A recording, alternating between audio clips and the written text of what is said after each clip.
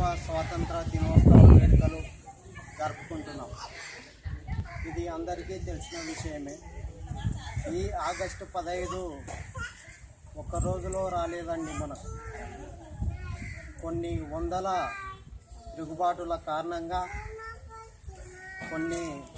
కొంతమంది జాతీయ నాయకుల త్యాగాల ఫలితంగా వచ్చింది.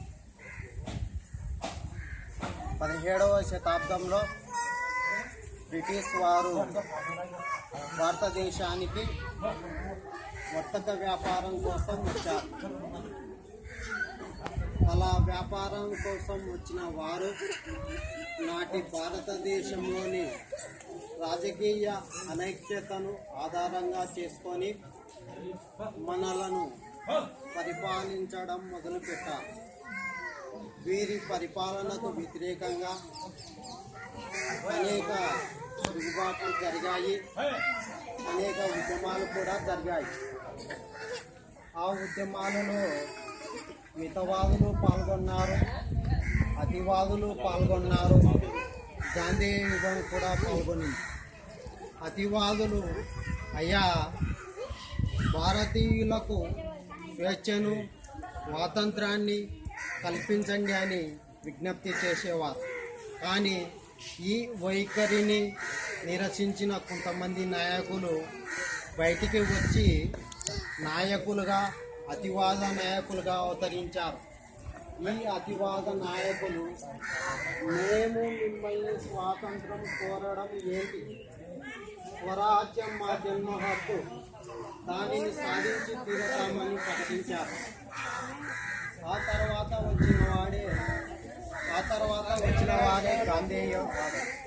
మహాత్మా గాంధీ. ఈయన తన గురువైన గోపాలకృష్ణ గోఖలే పిలుపు మేరకు దక్షిణాఫ్రికా నుంచి భారతదేశానికి వచ్చి సహాయ నిరాకరణ ఉద్యమం అంటే మీ సాయం మాకొద్దు, మా సాయం మీకొద్దు అని నినాదంతో ముందుకెళ్లారు. ప్రభుత్వ సంస్థలను, పరిశ్రమలను, కళాశాలలను నిషేధించారు. ఆ తర్వాత వచ్చిన ఉద్యమమే శాసన ఉల్లంఘన ఉద్యమం. ఈ బ్రిటిష్ ప్రభుత్వము అనేక శాసనాలను చేసింది.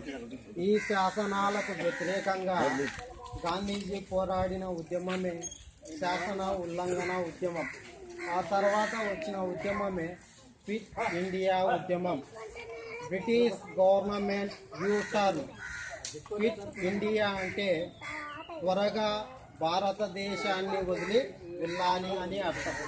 ఈ ఉద్యమంలో భాగంగా అనేక మంది జైళ్ళ పాలయ్యారు. ఇటువంటి ఉద్యమాల ఫలితంగా విదేశీ బానిస సంఖ్యల నుంచి భారత జాతికి విముక్తి కలిగించిన ధనుడుగా, మహాత్ముడుగా, భారత జాతికి జాతిపితగా ఈయన కీర్తింపబడ్డాడు. అందరూ మన బ్రిటిష్ ప్రభుత్వ పాలనా కాలంలో భారతీయులంతా స్వాతంత్రం కోసం ఐక్యత సాధించారు. మనం ఈరోజు ఐక్యత కోసం స్వాతంత్రం జరుపుకుంటున్నాం. ఈ అవకాశాన్ని ఇచ్చినటువంటి అందరికీ నా యొక్క ఆగస్టు 15 కృతజ్ఞతాభివందనాలు.